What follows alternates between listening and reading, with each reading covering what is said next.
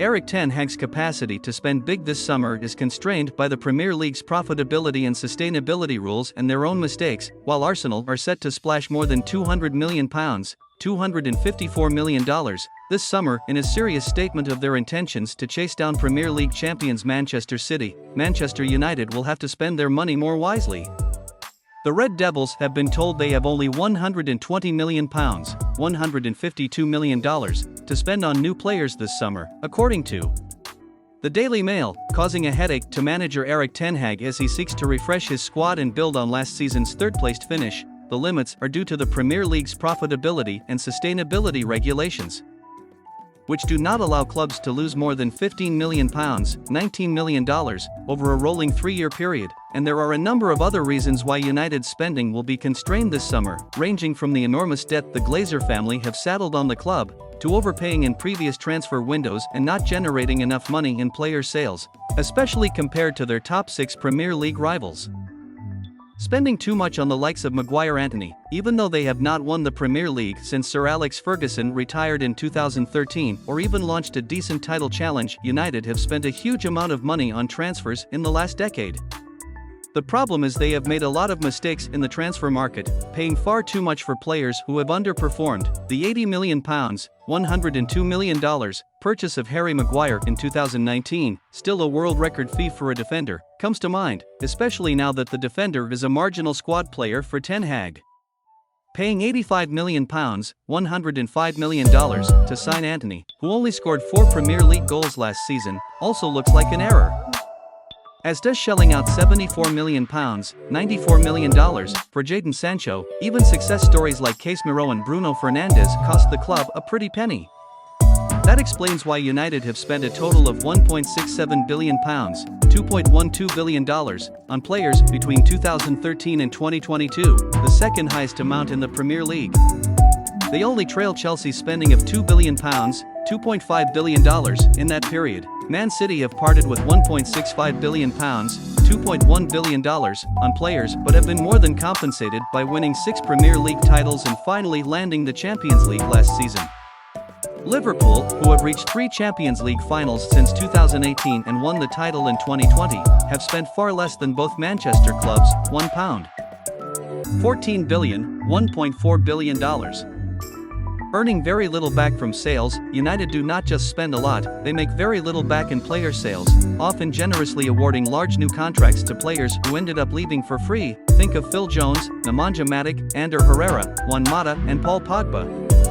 Or awarding David De Gea a 4-year contract worth £375,000 per week in 2019. The Red Devils rank lowest among the Premier League's big 6 clubs in terms of player sales, pocketing just £133 million, $169 million, since 2013, according to data from football finance analyst Kieran Maguire. That contrasts with Chelsea, who have offset their big spending over the last decade by making £706 million, $896 million, in player sales. Eden Hazard, who was sold to Real Madrid in a deal rising to £142 million, $180 million, in 2019, contributed heavily to the Blues' income. £900 million in interest payments on debt. The most painful aspect of United's financial management for fans to digest is the £906 million, $1.15 billion, they have spent on interest payments on the debt they accrued in the Glazers' leveraged buyout of the club in 2005. The debt the American family saddled on the club has been the main factor in the waves of protests fans have staged against the owners, which ramped up last season, with fans chanting "We want Glazers out" every time the team scored at Old Trafford. The interest payments on the loans have severely eaten into the club's operating profits, reducing the amount of money they are able to spend under the profitability and sustainability rules. Little leeway due to a lack of shares. One way around the profitability and sustainability rules is for clubs to inject money in the form of shares.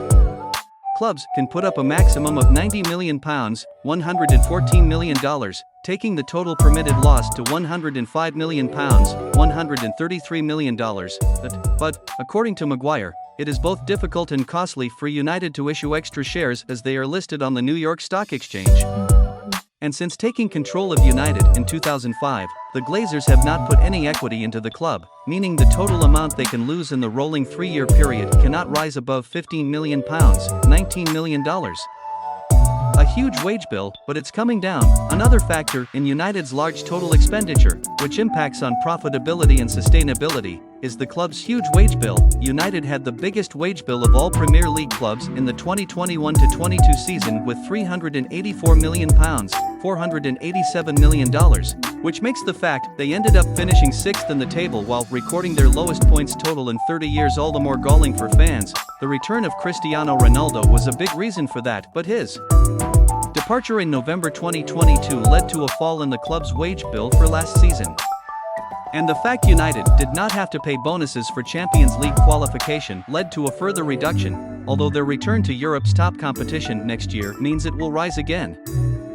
Rice and Kane too costly. United's £120 million budget goes a long way to explaining why they were never in serious contention to sign Declan Rice and did not join Manchester City and Arsenal in lodging a bid for the England midfielder.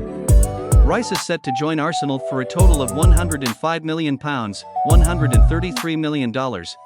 It is also the reason why they have effectively ruled themselves out of signing Harry Kane, who was believed to be the club's #1 target, and who Ten Hag admitted to wanting to sign. The club have now used up half of their budget by signing Mason Mount for £60 million, $76 million, including add-ons, which looks like another inflated fee considering the midfielder had only 1 year left on his contract with Chelsea. The Red Devils will have to think very carefully about their next move, be that for Inter goalkeeper Andre Onana or Atlanta striker Rasmus Højlund, although they will be able to bolster their spending by selling players such as Harry Maguire, Jadon Sancho, and Dean Henderson.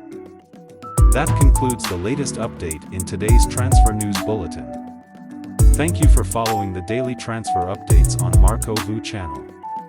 We'll meet again in the next Transfer News editions. Goodbye and see you soon.